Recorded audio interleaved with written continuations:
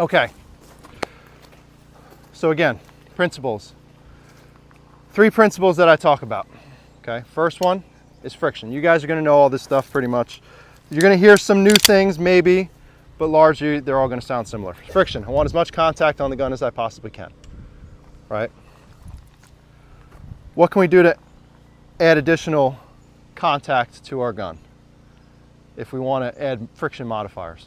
Someone yell something out. Grip. Carbide. Silicon carbide, right? Grip panels for guns that are steel, Talon grips, stippling. How many guys use chalk when you shoot? Sometimes. I'm gonna try it today. You're gonna like it. Okay. You'll like it.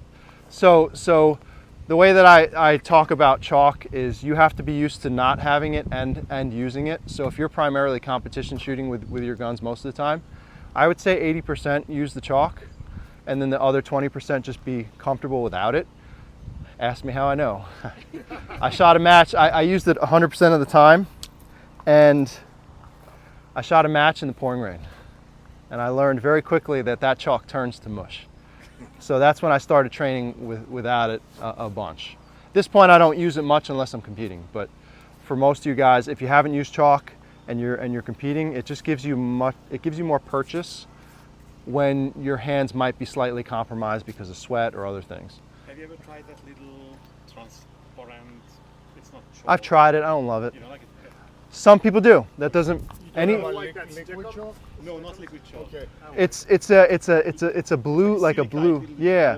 It's a little tacky. Okay. It's tacky. It's not like chalk. I feel like chalk is I like the consistency better.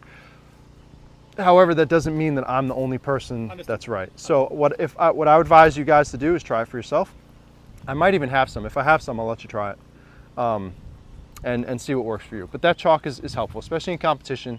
Gives you a little bit more potential. You want to use that to your advantage if you're competing and it's allowed. Does that make sense to you guys? Yep.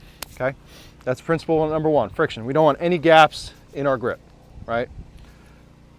Principle 2 is leverage. Simple. We want to get as close to this barrel line as possible. Why? If I can hold the gun like this. That's where the energy transfer. Yeah. Fulcrum point. Yep. So if I could hold like this, right, what would the gun do when it went off? You go straight back and straight forward. There would be no muzzle rise. I can't do that because I have to, that interferes with the controls. So I have to get as close as I can there. Web of the hand, back strap, middle finger knuckle. See how kind of screwed up that is? Contacts the trigger guard. Panel over here, chicken drum. For the medical people, it's called the thenar eminence. Right? Any medical people? No. Okay. Chicken drum it is. I always call it the chicken drum. But I've had it. None of the, as a non-clinical, and I didn't pick up any of the I had one guy be like, what are you talking about? I said, I'm talking about this. He goes, oh, thenar eminence. I'm like, okay. Thanks. I'll never forget that. Yeah. Thanks, douche. Chicken drum. No, he wasn't being douchey. It was funny. So that fills in the grip panel here, middle finger knuckle here, contacts the trigger guard on the bottom, and applies upward pressure on the trigger guard. Why? Up to control muzzle. Yep, right? It's Fred, right? Yep. Yes, just making sure. Okay, so gun goes off, rises up. What happens when it closes? Wants to dip down. So that little bit of upward pressure resists the muzzle dipping on you. Makes sense so far? Yep. All right, most people haven't heard that part. Most people, okay? Sure. Last one, Dustin, you haven't? Did you hear it? Or George? I hadn't gotten it that clearly before. The upward pressure on that. Yep. It just resists that pressure. And you can see here, my knuckles kind of calloused over from that. Another thing too, this middle knuckle kind of being centered in the trigger guard typically works better than being over to the side. Right? When it's over to the side and you tighten your hands, unless you have really big hands and you have no choice, you could pull the gun to the left, right? Plus you don't get as much grip panel contact with the chicken drum. Okay? Make sense? Third principle is efficiency. So we want to be efficient with our body so that our structure behind the gun is set up so the gun doesn't do as much and we don't have to work hard to manage it. Okay? What does that mean? Elbows back through the body.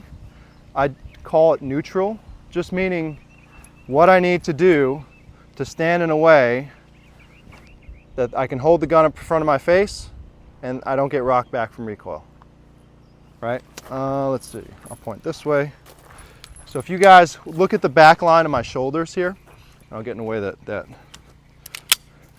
if I stand, most people you tell them to bend their knees. This is instructors too, right? Ron. Bend your knees, and what do? They do this. They don't really lean forward. So bend your knees, stick your butt out, okay? If I bend my knees and my back is very straight, watch the line in my back here. What's happening? Your shoulders go backwards. My shoulders move backwards, right? What happens when you're presenting the gun and that happens? The gun, you're gonna feel off. It's gonna delay your shooting. What happens if you're shooting and you're shooting fast and you're in that position? You're gonna get rocked back on your heels. For Mr. Ron over there, and for you guys too, if you watch someone when they're shooting and you see them doing this a lot, like their toes are popping up, that means their stance is not forward enough. Make sense to you guys? Again, bend your knees, stick your butt out. So when I do the same thing, bend my knees, stick my butt out, and I present the gun, how does it look now? Much, much better, right? The weight is not quite at the balls of the feet, it's just behind it, okay? I offset my feet slightly. You can play around with that offset. Typically left heel and right toe are about even, kind of like this. But you can adjust that a little bit. Everybody's a little bit different in that regard. Make sense so far, okay?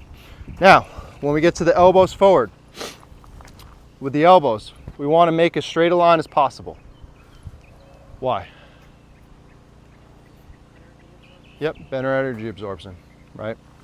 So the simplest way to tell somebody to do this is, if you want to find out what the ideal position is, lock your elbows out, pull the gun back about a ½ inch. So that's going to give you about the appropriate amount of elbow bend and extension. So in the camera, you'll see that my elbow is pretty straight here. Okay, I don't want this, because what happens when I shoot and I have this? Yep, becomes a hinge point. The elbows are always going to bend. When they're bent towards the ground too much and they have this little slope, it's going to bend and make the gun look more bouncy. The muzzle itself might be flat. That's typically controlled by the wrists, but it's going to be bouncing up and down.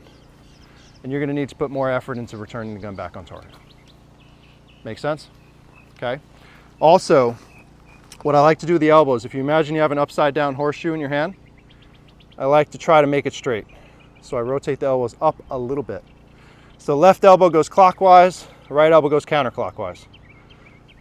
Right? So that little bit, you don't need a lot, that little bit creates a little bit of a straighter line and points the elbows away from each other a little bit.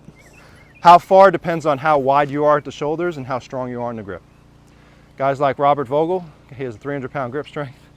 He can be fully like this and maintain full contact on the gun. Me, I can only go a little bit before my hand wants to break off the gun. Cool so far? Questions? How about how relaxed should your shoulders be? Good point. Yes, I didn't talk about that. Shoulders are neutral, meaning whatever I need to hold the gun up in front of my face. Okay, I'm not trying to push forward too much. I'm not pulling back. I'm not raising up. I'm not pulling down. I do add a little bit more forward just to provide some more structure behind the gun. But other than that, I'm just whatever it takes to hold it up in front of my face. The more efficient you can make the presentation path, the quicker you're going to be able to shoot. Cool? Okay. Wrists. Our wrists can move in a bunch of different ways. When we're shooting, the key is that we're able to lock them in place through use of the forearm muscles. Okay? The easiest way to understand that is to literally just angle your wrist down. That's the easiest way to people conceptualize it. That's one. And for some people, this is uncomfortable. If it's uncomfortable for you, you also get it for free with the support hand by gripping harder. Gripping as hard as you can. Okay? So, Dustin, come here. All right? So if I hold Dustin with a straight wrist, not terribly tight, you're going to rotate my wrist up like recoil. See how easy it is? Like I'm holding you firm, right? Yeah. It's easy for you to rotate my wrist up. But if I just angle my wrist down a little bit and I hold you with 2 fingers, it's a lot harder, right? Yeah, much more effort. Yeah. Does anybody else want to feel what that feels like? No. Cool. Come on. Sorry, I'm just Come. No, I ask people. That's why I ask people. So I'm going to hold you straight here, firm. You're going to rotate my wrist up, up, up. Yeah. See how easy it is for you to do? But if I just angle my wrist down, I'm holding you with 2 fingers. Feel the difference? Yep. So when you're shooting a gun, that's going to resist muzzle rise, and it's also going to return it better. So you want to bend down a little bit on the wrist. If it's comfortable for you, that's the easiest way to do it. Yep. Right? If it's not comfortable for you, you can literally hold at any angle and just grip as hard as you can, because that's going to give it to you for free. So you pretty much want a straight line. Yep. That's what I personally do. That's what works best for me. That's what people understand. Now, that works really well on the support hand too, because you can adjust it on the gun. Right? On the firing hand, it's connected to the sights, right? So the way that I get that with the firing hand is, so if I do this, right? If I do this, see how it's all the way down? Right? All I do is I hold tighter at the bottom 2 fingers here. You see how my forearm engages here? That starts to resist. That gives you that same kind of downward pressure. And now you're not so tight that you lose dexterity of your finger. Because firing hand tension is the cause of low left or low right for a left-handed shooter. Let's make sure I was checking to see it. So that pressure, ring and pinky is what I personally use. That's what I use to engage the wrists on the firing hand side. Firing. How hard do we hold the gun? As tight as you can with your support hand. Okay, as tight as you can, right? Everybody feel that way? Good answer. What about with the firing hand? oh, light on this. Sorry, light on the firing. Strong on Okay, everybody else kind of feel that way? However tight you can have it without affecting your trigger pull. That's a good answer, Fred. You got some good answers, man, I have to say. So, I've been watching your video. yeah, that's. Teacher's I just need I need an apple right here, from Fred, Love you, from Fred. Okay, so, no, that is my experience, and this is just my experience. Working with a bunch of different people, I used to tell people, hold it as tight as you can, without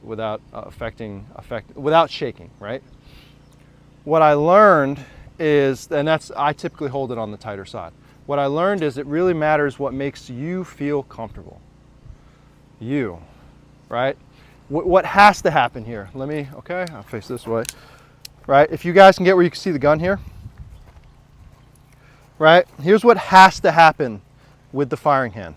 Has to. Right now, it's just resting on my hand, right? See how it moves? Right, the grip wiggles. All I have to do is hold tight enough that stops wiggling in my hand. See that? Right? Greg? Now, but you look here, you see my wrist is kind of flopping around. Right? My wrist is not stiff here. So all I have to do is go a little bit more, and now, you see how the gun moves all as one, pretty much? That's what I'm looking for. As far as firing position of the gun in the hand, Fred could probably tell you this already. But go ahead, Josh. Does that apply for one-handed shooting as well? Yeah, I like to. One-handed shooting, you could grip tighter as a whole, because trigger speed isn't as much of an issue, right? The key is that if you feel comfortable that the gun's not going to move around on you, you're less likely to try to push into it. You're less likely to have the problem isn't tight or loose per se. The problem is, I don't think I'm holding the gun tight enough. And because I don't think I'm holding the gun tight enough, I feel the need to go loose, tight. And that causes the problem, right? Also, what I've found in my own just discovery, the middle finger is the one that matters the most when it comes to affecting the trigger finger. You guys have had trigger freeze before, right? Everybody go to shoot and you get that. Hesitation, you look kind of silly. Look around and make sure nobody saw it, all right? I've had it too. So what I noticed is that's a symptom of the hand getting too tense. The hand gets too tense, this finger can't move independently at that point. Okay? But if you look like that, look at this, you guys put your hands up here. Right? Try to keep your index finger still while you're working your pinky. It's pretty easy. Ring finger takes a little bit of work, but you can do the same thing. Right?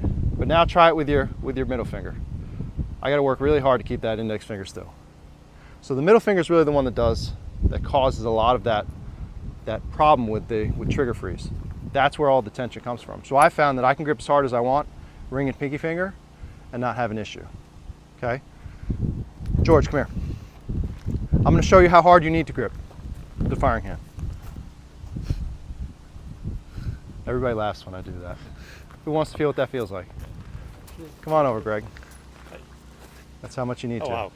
All right, now everybody's curious because I didn't tell them. That's what I need to do. I can tell. It's not very tight. Go ahead, David. Rob, how do you make sure That's it. when you shoot multiple Tom? shots that you keep them? Really? That's how hard you grip? That's how hard I need to grip. Now everybody wants to do it. Oh. All right, I got everybody curious. All right, bring it in. Come on, Josh. No, I'm going to give you a hug now. No, All I'm just right. kidding. It's the first shot. You That's do it. this. That's all I need to. Okay.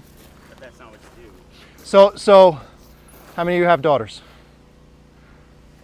How many of you want to have your daughter's boyfriend come over and shake your hand like that? Not at all. Say this is the reverse of what Dad taught. Wet noodle handshake, right? Like that wet noodle garbage handshake. That's how much you need to. How much you want to is a little different. So Greg, come back here. So how much I want to is this. That feels more appropriate, right? And I can and you feel, can feel that your it's pinky and Yep. So it's for me it's closer to maximum. It's very firm at that point. It's the handshake you want to get from your daughter's boyfriend. Right? Who said something about recoil? Greg. So, one problem is that you do it for the first shot, the second, but then it starts falling apart. I got a great exercise for that Okay. that we will get a chance to do today. And then the whole intention was to be able to, hey, as many shots as I want to shoot, it doesn't matter. I can fire and not get tense, loose, anything like that. So, position the gun in the firing hand. If you kind of feel where your forearm bone is, trace it into your palm. That's where I want the back strap of the gun to sit, if possible, right? Given certain physical limitations of being able to reach the trigger, okay? So that's right about here for me. I know I'm in the right spot when I pull into the front strap of the gun feels secure in the back strap, okay? Now when I press the trigger, the gun does not really move, okay? Because it's fully supported in the back. Now, if I have something like this going on, I go from here to here, right? You see how the bottom is kind of loose, right? I don't feel as comfortable. Same trigger press. Watch the muzzle. Where's it going? Up and right. Simple solution. Shift it in the hand. Boom. Fixes it right away. It's probably a little more than some of you guys are already are doing. does that mean you got it on your grip? You got to kind of rotate air on that. I don't stress it too much just because I'm used to it. With the way that I draw the gun, typically my fingers contact first anyway, so I can adjust where my fingers contact to adjust that point. Versus the web of the hand, that can be a little bit more iffy because it's not as sensitive. My fingertips are more sensitive, right? Any questions on all that? By the way, Ron, I do plan, and I forgot to mention this before, I do plan to create a summary for you guys a couple days after we're done. That'll include the drills as well? Yeah, so I'll talk about pretty much everything that we did, and it'll have some tips with it. So this way, I'm not saying you shouldn't write something down, take notes, like take a video of what you're learning, but you will get the opportunity to have that for your reference too. Including the principles that you're covering right now, right? Yep, That's awesome. everything. Any questions? No, awesome. Trigger control, simple. Press the trigger straight to the rear as we possibly can, okay? What happens if we're pushing to the left? What happens if we're pushing shots left? What are some things we can correct? Don't do that. Well, don't do that. Yes, don't do that hand. You could actually put your brain on your hand and try to hold it still. Yes. Support hand grip. Right, support hand. The most common thing that I tell people that fixes this problem temporarily, tighten the support hand, rotate the support elbow. Why? This is trying to push. This is giving you resistance. Yes. You're giving resistance. That'll fix it right away. That doesn't fix the problem though. Go ahead, Josh. What's your feeling on throwing that thumb against? I personally don't. If you put it in the wrong spot, it could slow down the slide enough to cause a problem. So I don't do that. I do touch my thumb to the frame because I use that as an index point, just a reference point.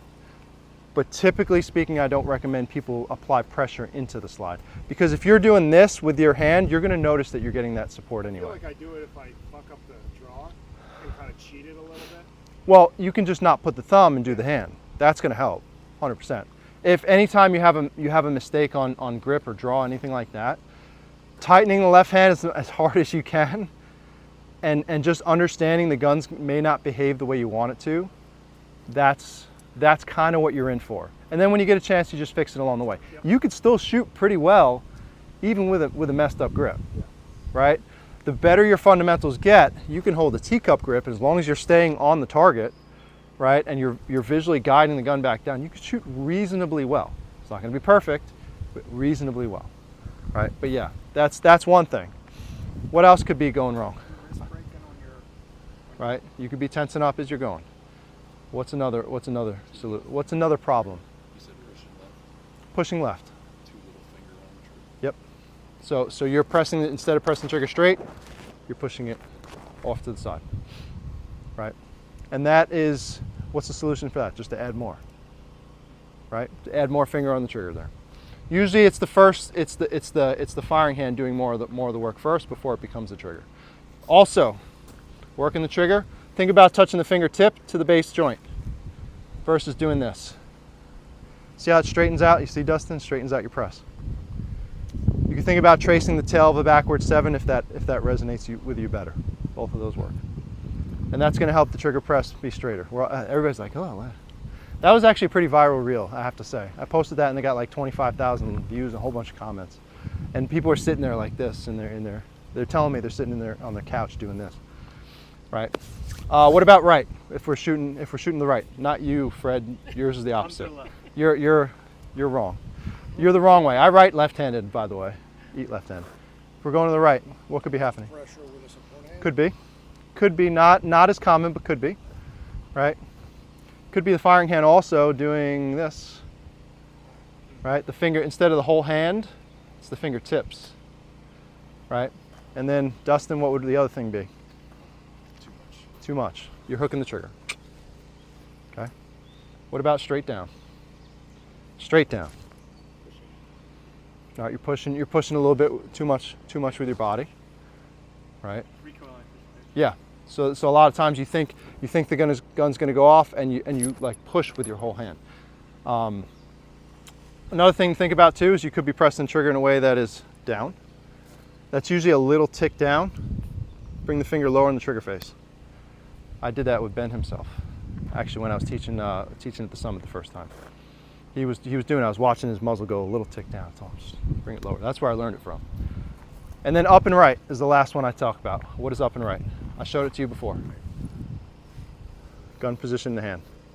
What happens is when you press the trigger, that force that you need to press the trigger has to be supported in the back somehow. If it's not, the gun's going to move around until it is. And usually in that, what I see is up and right. Cool? Those are just a couple things. And you'll get all those corrections and everything. Quick question. Yeah, Jess? I don't use a gas pedal. I've heard about it. Neither do I. Huh? Neither do I. Okay. Okay. What is, I feel like that's supposed to push forward. Is that concept? So the gas pedal, people inadvertently think that it's meant to be pushed down on with a thumb. It's not really meant for that. It's meant as an index point, and it does allow you to actually cinch your grip a bit tighter. But the intention is not to push physically down on it. That usually causes more problems than it solves. Yeah, I stayed away from it, but then hearing everybody talk about it, gas pedal. Yeah, I don't use it. That doesn't mean there are people that use it effectively. The people that use it effectively are the ones that use that as an index point, a touch point, and then they use it to leverage their whole grip versus just the thumb itself. Right? There's a specific way. Does anybody have a gas pedal here? You do? Maybe I'll play. Huh? I'm sorry. I did. I thought the same thing when I first got it, like push down the head. But then I learned manufacturers to push against the frame, and now I don't even do that. I just kind of use it as an index. Yeah, point yeah. now. It's a safety. I would like to later. I'd like to play around with that just to see if I can recreate what I'm thinking. I remember what it's supposed to feel like, but I don't know if I can recreate it. So It seems to me counterintuitive because I push up and back with my support hand, like you were saying. yep. And it seems like it'd be counterintuitive to pushing up and back. Well, I don't push up and back with my support hand. Okay. So like my elbow's leveraged in, but I'm generally forward. Okay. There are people that push up and back with their support hand too and have good success with it. So that's not a wrong technique. It's just counter to what I'm doing. You still know. push up against the Because trigger guard. because when we talk about presenting the gun in a little bit here, what you're going to notice is when you leverage your elbows out, it naturally kind of hooks and tugs on that trigger guard and cinches it tight. But what you were saying with Lauren is you're not.